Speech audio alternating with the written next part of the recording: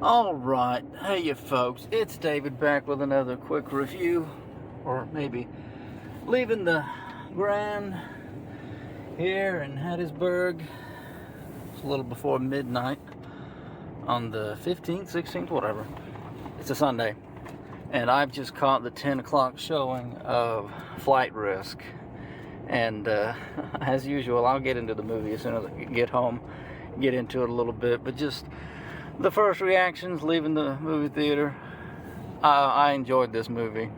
I wanted to come out here and support it for old time's sake, you might say, because I do appreciate a lot of what Mel Gibson has done, and he directed this. I think he produced it and all that, but doesn't star him, obviously. It's got Mark Wahlberg in it, and in typical fashion with me, he just he rubs me the wrong way sometimes, even in the movie, not just in real life. But it's like he goes here and there and here and there, and then in the end, I can say it was a satisfying thing, him portraying this madman hitman, kind of mysterious in as much as he's kind of he's a key to getting the plot along, certain little tidbits being revealed in this airplane ride.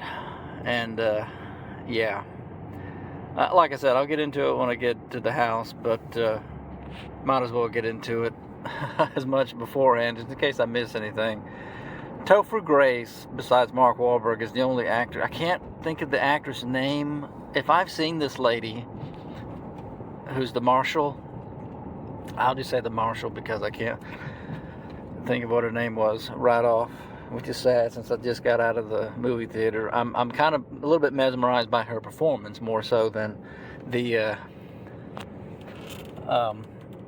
remembering what her name was. But one complaint while I'm thinking about it, this was happening in real time as I was watching the movie. I thought, because I want to make movies one day, I thought about direction. I thought about, how did they do this? How did they do that?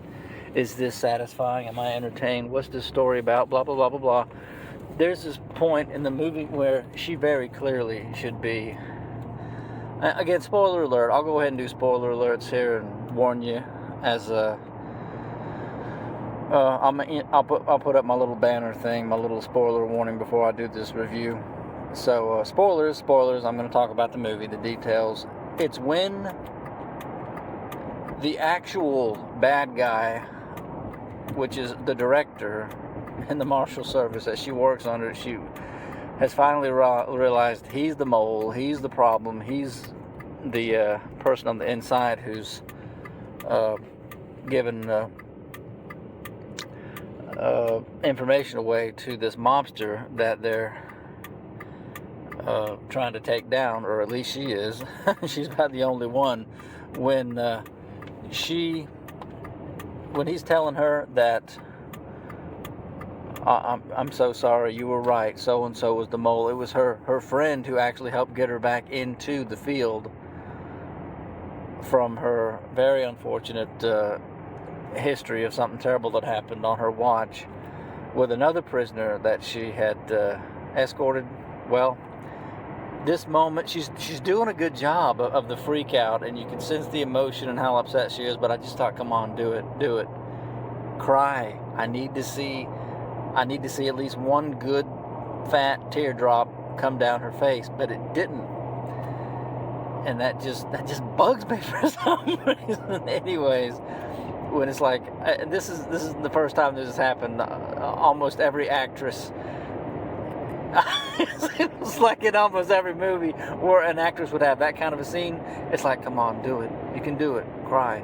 It's like, no, it still doesn't. Anyway, that's one little nitpick I got to get in there before I get home and get into this movie. But I'll get into the plot and all that and spoil all that good stuff when I get home. But just for the sake of this right out of the theater reaction, I want to say that I enjoyed it. It was worth the 2-hour drive from home and back to see it. I wanted to support this offering from Mel Gibson the way that I supported Monster Summer, because I thoroughly enjoyed that flick. And yeah, I'll get into more detail as soon as I get home. Hello, folks. Hello, folks. Welcome back. I'm home now and gonna proceed on with this review as usual. Pathetic. Absolutely pathetic. I'm gonna have to make this like a crusade in my life to somehow get these people to go back to giving us high quality movie ticket stubs for our records, for our memorabilia, part of our. Is it just me? Am I the only one who like what is this? This is like what you get at Walmart when you buy a Coke and some loaf of bread and some milk or some junk. Look at that. You can't even the ink's not even on it. It's only you can barely see. Flight risk, rated R, adult, evening. Joker made me show my driver's license. Can you believe that? I know I look slightly young for my age, but come on, give me a break. Had the whole theater to myself, row E7, theater 17. The guy said, even that red thing on there, like somebody else beside me was watching the movie, he said, that's broken. Literally, you have the whole theater to yourself. And I loved it. I thought, man, I want to kick back in here. I went ahead and got a hot dog with the popcorn, but it wasn't nearly as good as the last time for whatever reason. I don't know what the guy was doing, but he didn't give me the same thing as what I got a few weeks back. Anyways, let me look at the IMDb page as I get into this. I promise I'll not take more than a half hour with this. I know my reviews go way too long. As I was getting into the IMDb page on Google, I said to myself, you know what? It says flight risk reviews. Should I click on it? Like, nah, I don't care. I don't care what any critics say or what the reviews say, good or bad. I'm just going to tell you what I think of the movie. And when I started to go to the IMDb page, haven't gone there yet because I couldn't help but glance at the photos where it has the cast on Google. Mark Wahlberg, I obviously know that. Michelle Dockery. I'm going to go ahead and click on her in just a second to see what she's in. But Leigh Remini, I recognized her. I never watched The King of Queens, but that's the woman from The King of Queens. She did the voice in this movie for Caroline Van Sant. And that was the lady who basically she's the person who's killed during the movie, except for at the end when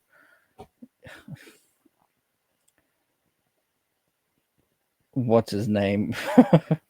You know what? Let me go and click on IMDb because I'm looking at this and Mark Wahlberg. It has the for his character. What is that about? Sorry to get sidetracked, but this is the way I do these reviews. I'm learning a little bit more as I go here. Where's his actor credits? Come on, actor, 65 credits. What in the world?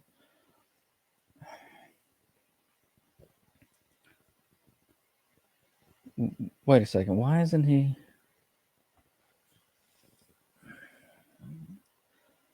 What?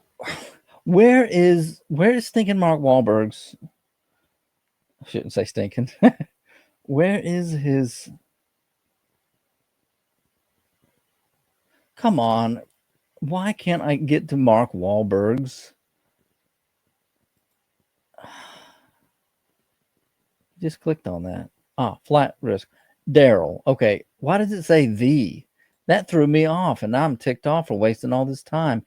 Anyways, he's Daryl in this movie. He dies at the end. The only other person who dies, and I was thinking about this as I was getting ready to start this video up. Agent Caroline Van Sant, the lady who you hear Madeline talking to, and she thought she was the mole. It's some hardcore stuff. Oh, director Coleridge, played by Paul Ben Victor. I recognize him. quite an interesting character that you never see in this movie. When he talks about how it's I'm terribly sorry to have to tell you, Madeline, you were right.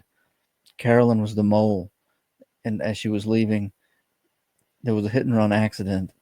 Her car was T-boned, and the driver fled.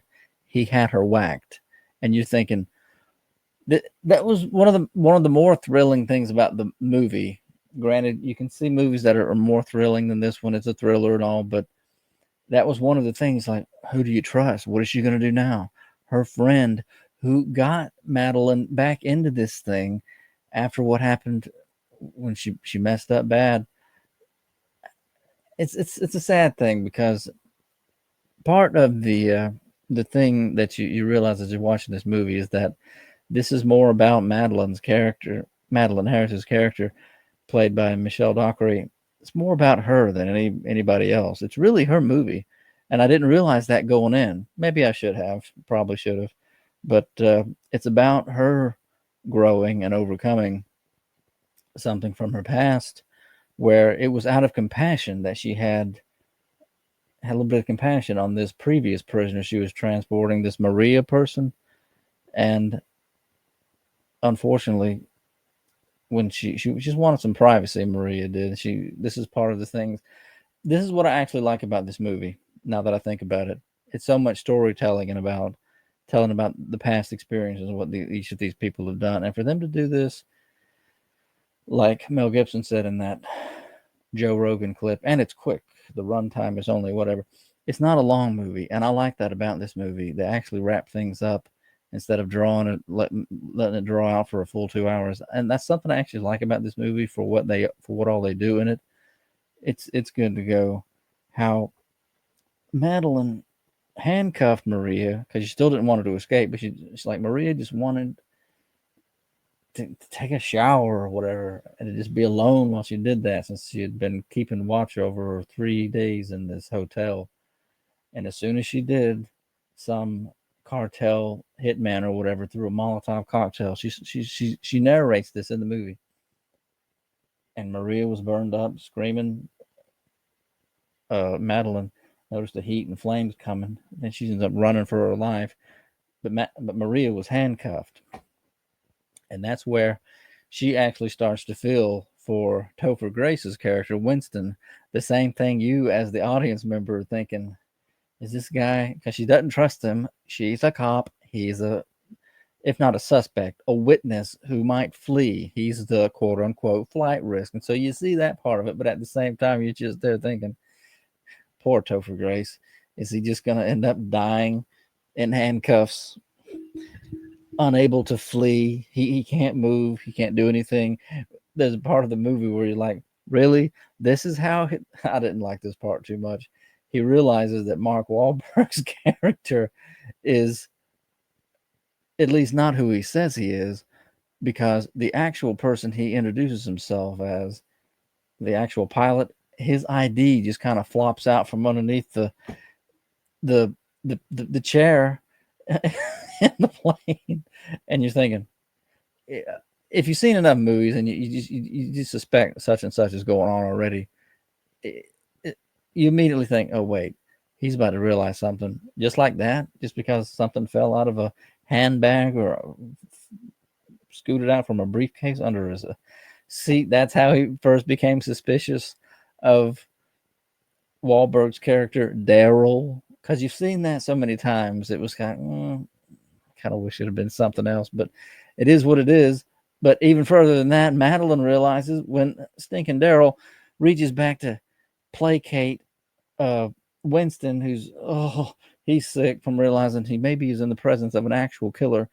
He's like, oh, here, man, vomit into this. And as he's giving him the sick bag to breathe into, Madeline looks at him and realizes he's got a spurt of blood or a torn something or other on his sleeve. Like he must maybe struggle with somebody in a fight, and he's either been hurt or somebody else has been hurt. And so her suspicions immediately go into warp speed.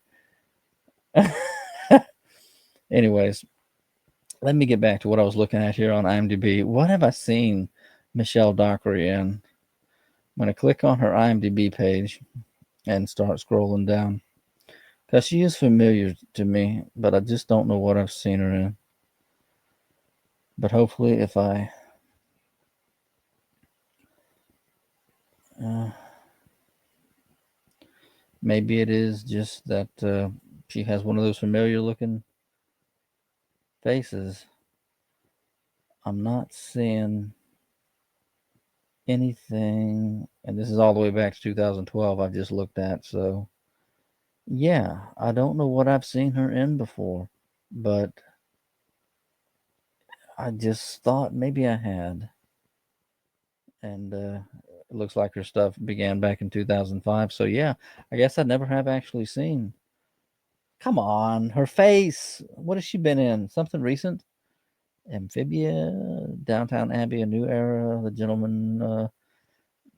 I don't know any of these movies, so I wouldn't have seen her in any of this stuff. No, no, I guess I haven't. I guess I haven't actually seen her. Okay, well, whatever. Maybe she just has one of those familiar actors' faces. I don't know. Anyways, so few people are in this movie. There's just Mark Wahlberg as Daryl. She's Agent Madeline, Michelle Dockery, and Topher Grace's character Winston. And yeah, Manub Abbott plays Hassan. I was suspicious of this guy the whole time because as you're listening to, you know what? Let me start from the beginning because I totally messed this up the way I do every one of my reviews. Um, the movie just starts off, funny enough, with Topher Grace. And I do enjoy Topher Grayson and almost everything. I haven't seen him in a lot of stuff, but maybe it's nostalgia from that 70s show. I didn't even watch every episode of that, but I just remember him from back then and stuff. And I didn't hate Spider-Man 3 even. You know, it's like probably going to end up saying Topher Grace a lot instead of Winston. So Winston's just in a hotel room, not the most comfortable looking fellow. It's Alaska. He thinks he hears something at the door. It distracts him away from his ramen, his chicken noodle, whatever that he's heating in a microwave, and then it stops. Oh, come on! Because he's looking at it so intently, like it's all that he has to focus on in this place. Like it's all that he has with him. Like there's no TV or I don't know what. You just get the feeling immediately, like who is this guy and why does he seem like he's a little on edge? He thinks he hears something at the door, and this was like a jump scare, I guess. It's a moose in the window looking at him like Bullwinkle, big nightmare Bullwinkle, right in the thing. He's oh, F word and shit right off the bat, and I'm like, that's why this movie's rated R right there. That's probably going to be the worst thing in this movie, and in a way, it kind of is because, and this is what I started to say, and what I was thinking about as I was pulling up in the yard and thinking about the film as I drove up from Hattiesburg. It's over 60 miles, but again, I enjoyed the film. I'm glad I went to the movies tonight. It's kind of an eerie feeling though. I don't think there was anybody left in the movie theater. Nobody taking tickets. Nobody was there. They had to be all done for the night. Like nobody left in the theater, but still, I was like, this is just my time most of the time. I'm perfectly comfortable with this. I caught a flick, and I can't catch a flick any other time. So it is what it is. Anyway, back to what I was saying.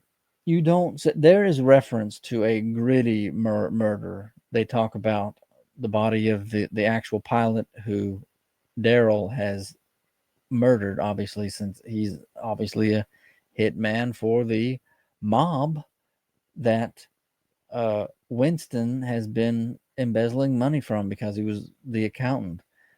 And I couldn't help but think, you know what? This movie is like Midnight Run.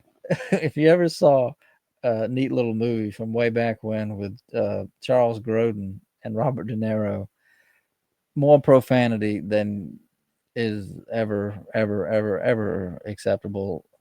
It's a comedy though, and it's about Robert De Niro is a bounty hunter who has to go and fetch on what's called a midnight run. Charles Grodin's character, who embezzled money from a big time Chicago mafioso guy who is out to kill him now because Charles Grodin was his accountant and he's been siphoning off money or whatever.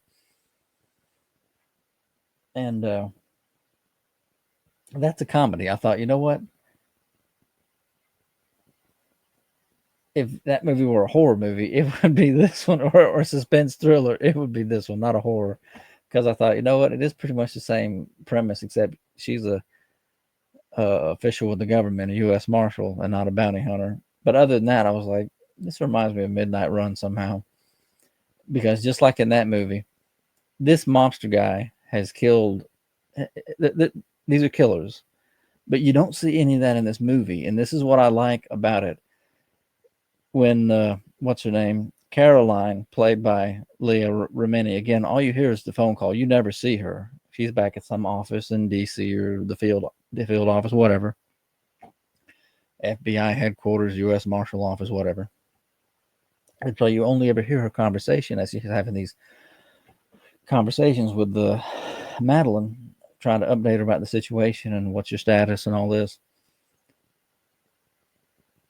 But she tells her that whoever this guy is, this is this was horrible. What's been done to this pilot?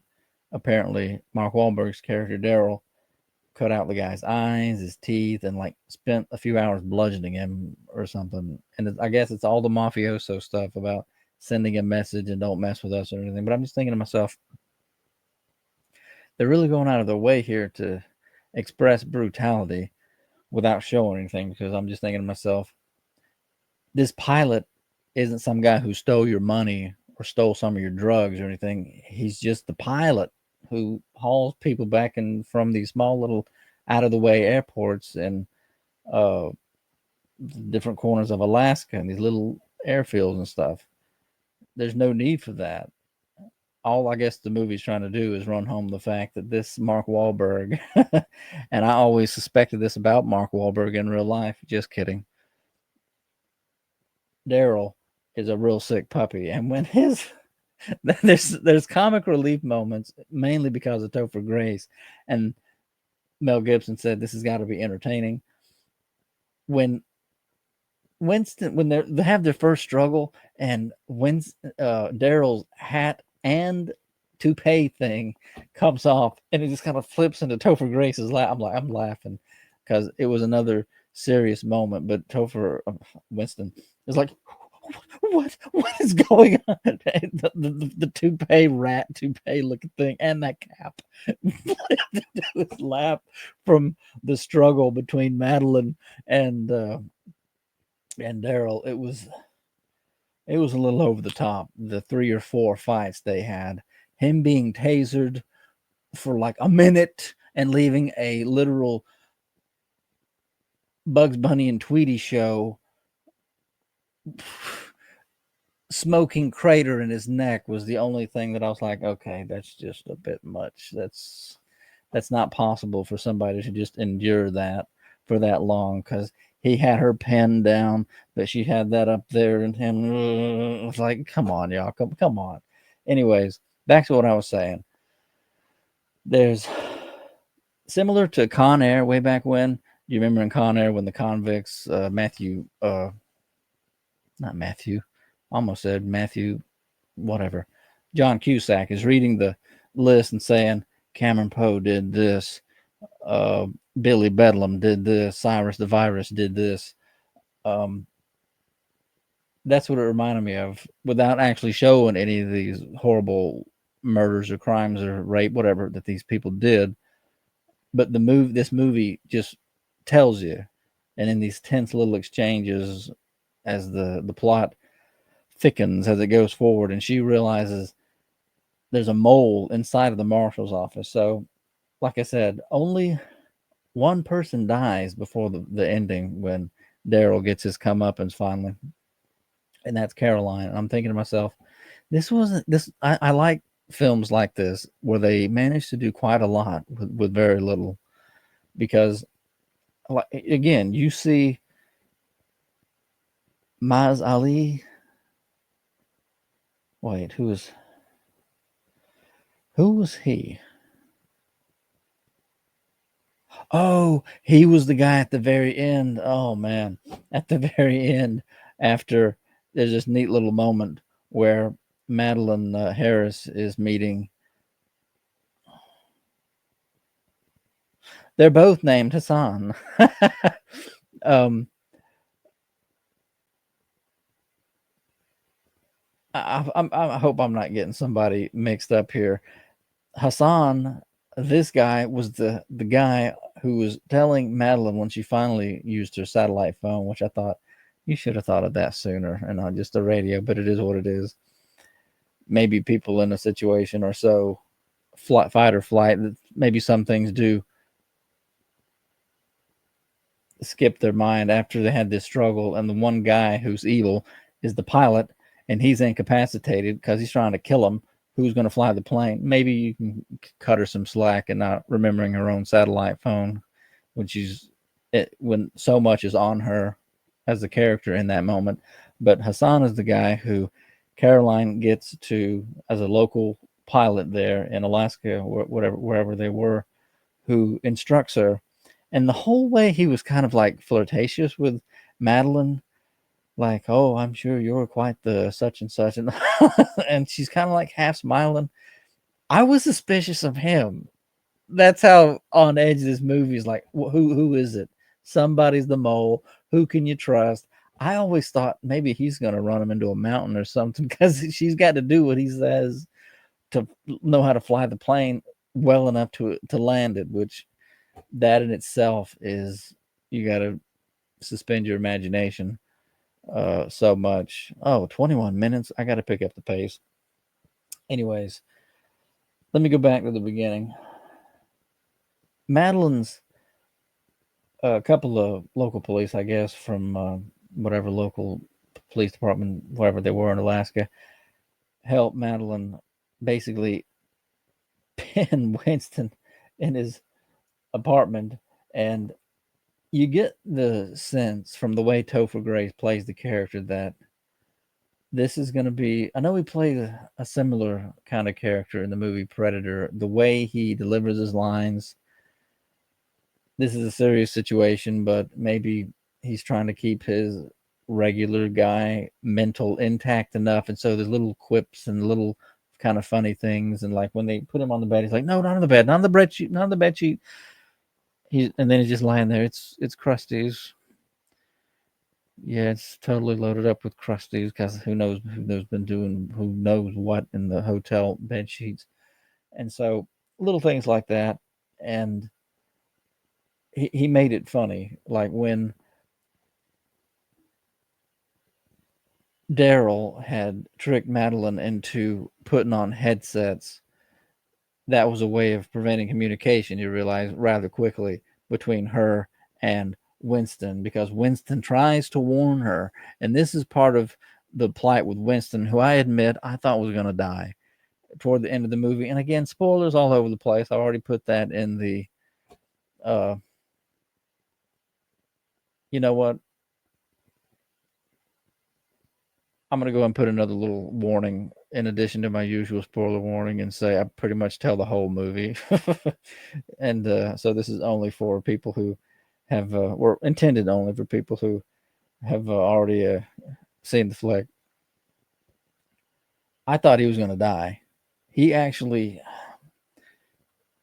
he was starting to hog the spotlight a little bit toward the end because of the situation. And you felt for him, at least I did, for especially after he was starting to be like contrite about what he had done. Yeah, technically he's an embezzler, a thief, but he actually says he's sorry toward the end. He's afraid he's going to die and stuff. He ends up getting stabbed twice by Mark Wahlberg, Daryl, and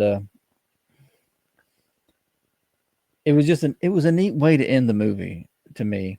After all of this stuff with the how are we going to land the plane, how are we going to get help, who can you trust, because she realizes there's a mole and all the rest of it. Um,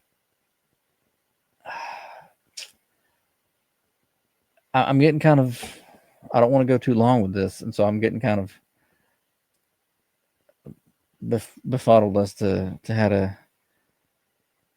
to keep going. I'm sure a lot of people are going to say, "Oh, there's just it's the usual. It's just a lot of contrivance and things you've already seen in other movies, just all piled in together."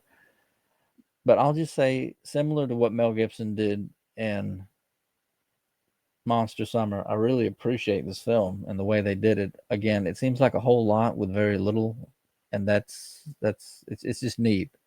It's just neat, and I'm glad I saw the flick. Let me talk about Mark Wahlberg for a second.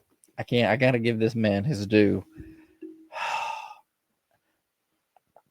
My favorite. I got issues with Mark Wahlberg. I just do.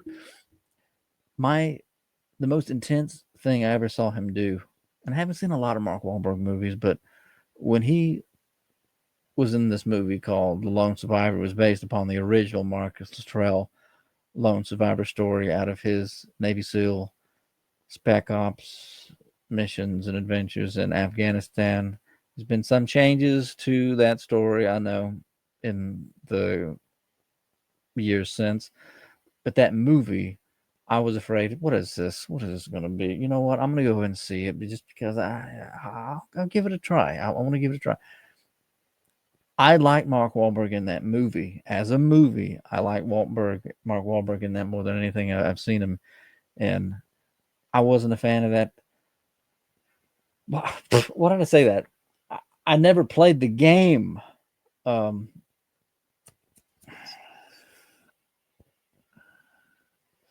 was him and Spider Man. I, I I guess I'm just sleepy. I guess I just am sleep deprived or something. I cannot remember anything. Names are slipping my mind. It is 1:33 a.m. in the morning. It's not Far Cry. I never played that game either. Why can't I remember his? He was in a movie with the guy who plays Spider Man. Uh, I can't, of all the things for me not to be able to remember, and this takes up time when I'm looking stuff up like this. Come on.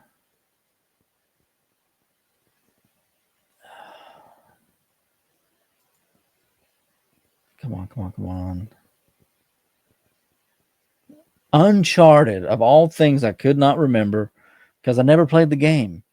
But apparently it's a good one. I would like to give it a try if I ever have enough time one day. Tom Holland was who I was also trying to think of. I enjoyed that movie just as a movie, as some popcorn fun. I didn't hate the film the way a lot of people did, thinking, oh, there's nothing here. I enjoyed it. I enjoyed Antonio Banderas, whoever that lady was who was the villain. I think she really, she put some work in there. And Sophia Ali is Chloe Fraser. Tati Gabrielle as Joe Braddock. These people, I enjoyed that movie. I did. And so I was like, here's another one on the Mark Wahlberg pile that I actually did enjoy. So, with that said, I wasn't sure about this movie going into it. I only really wanted to see it because I knew Mel Gibson was attached to it. And ever since Stepdad or whatever the stuff that they've done together uh, has been, I thought to myself, you know what? Maybe this is going to be good. Maybe this is going to be good. And I did. I enjoyed it. I enjoyed the flick. He gets under your skin as a crazy, sort of mysterious bad guy because the stuff he says to Winston and to Madeline Harris character, uh, Madeline, yep, Madeline, played by Michelle Dockery.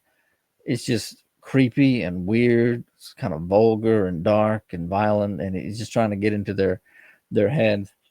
And the back and forth they have, he trips them up a little bit, and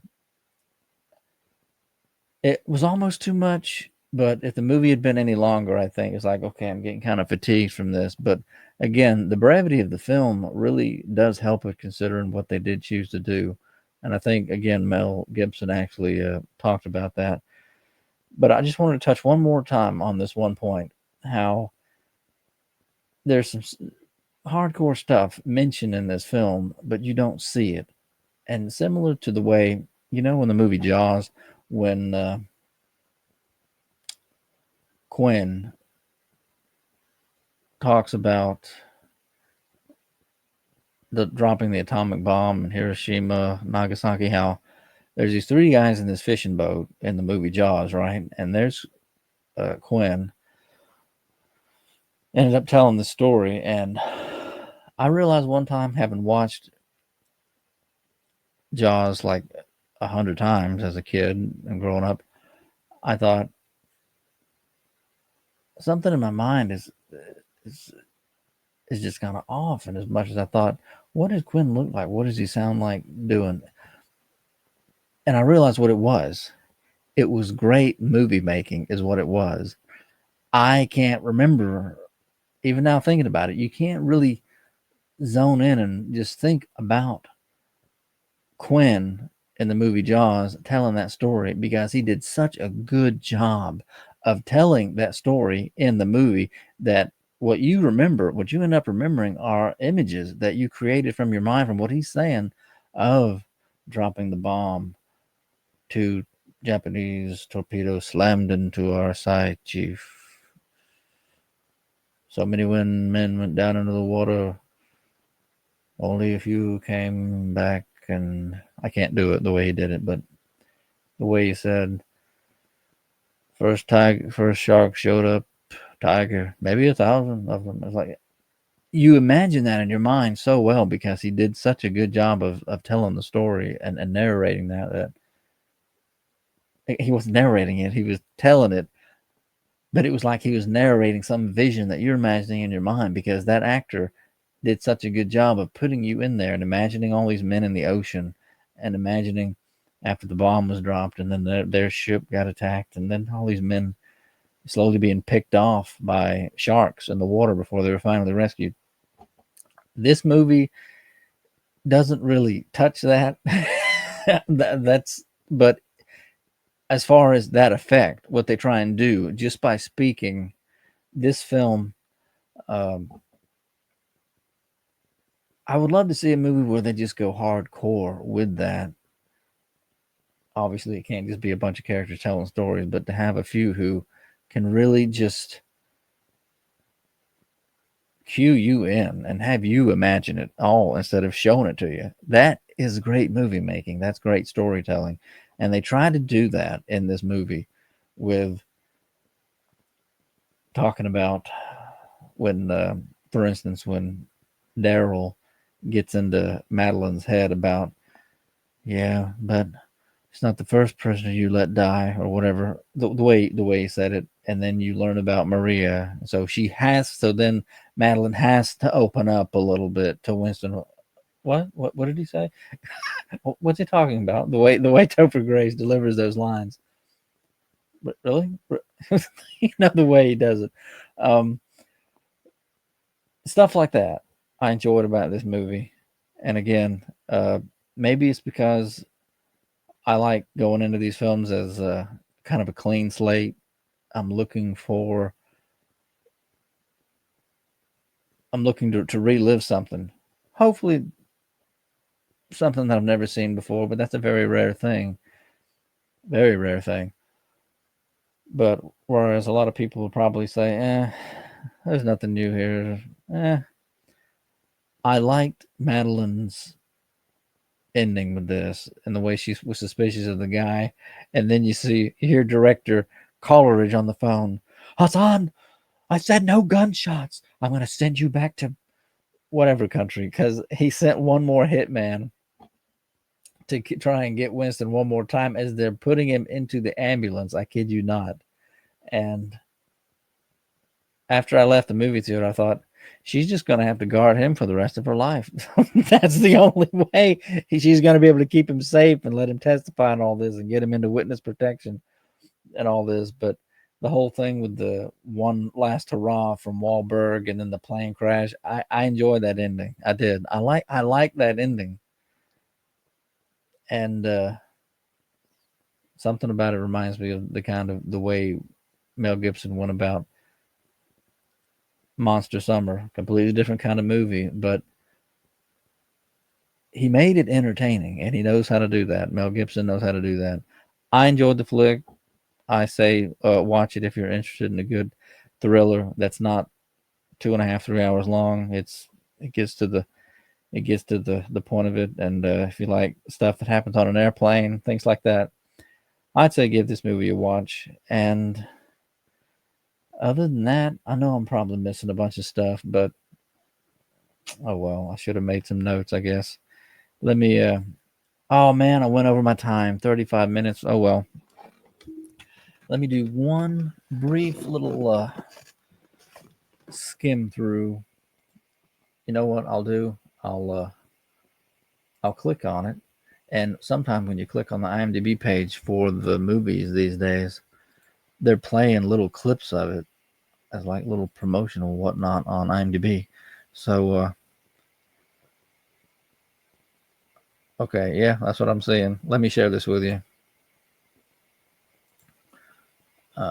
Share screen, and this will be the last thing I do in this review, and show you what's up.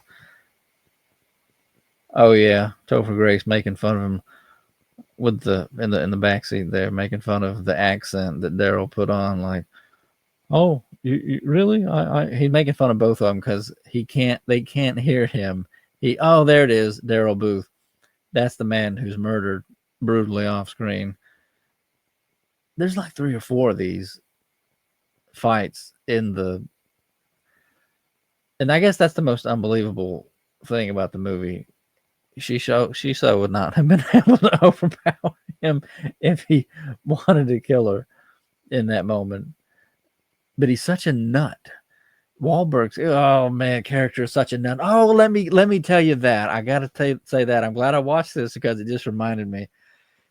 He is gonna be a meme now, and I hope he deserves it because he did such a great job in this movie. Mark Wahlberg, Daryl, when he's such a madman, nut, brutal idiot in this movie.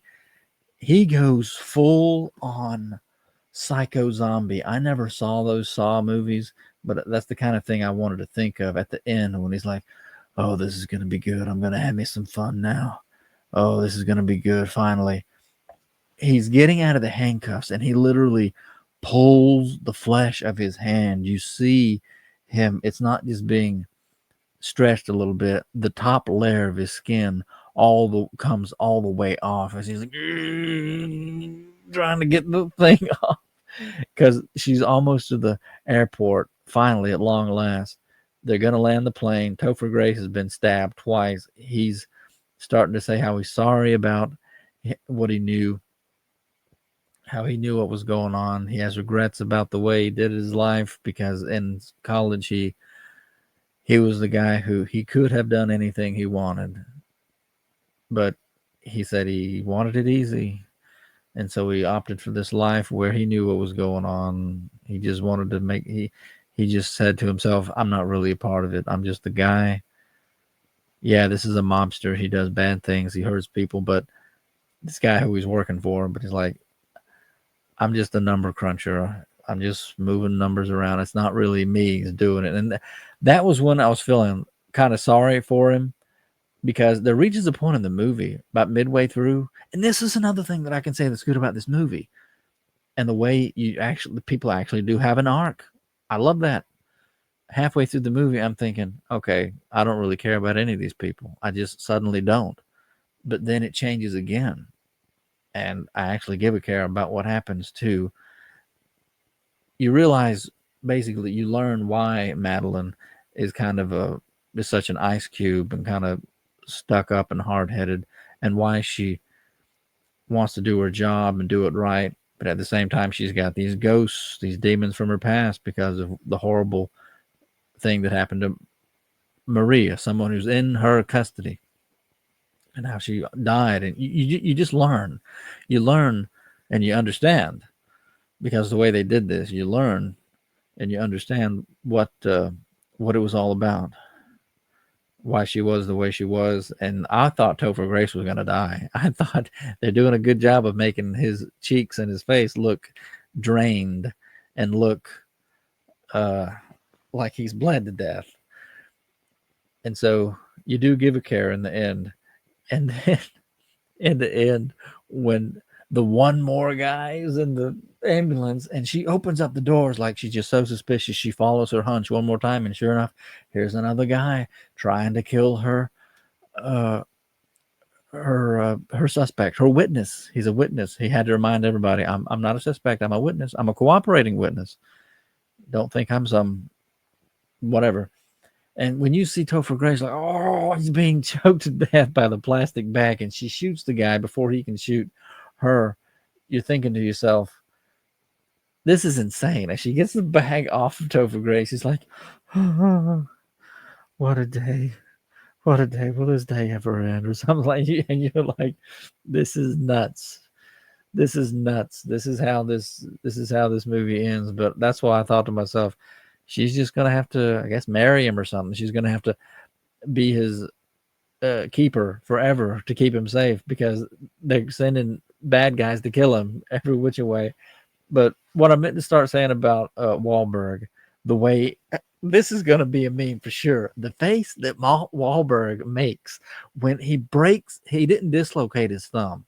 That's not what happens. When you see him getting that handcuff off and going like that, like you hear it, and then you see the thumb going that way and the rest of the fingers going that way. The face that I started laughing.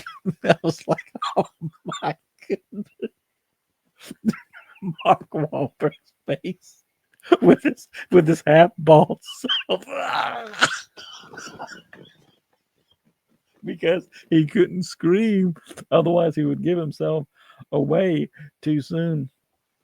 And it just, there's Mel Gibson. I can't hear anything. I should be listening.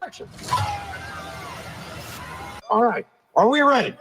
Hey, action! You know what? Man, I got a low blood sugar. Hey, can I get some fruit snacks over here? Flight risk. Oh my goodness. I didn't see this.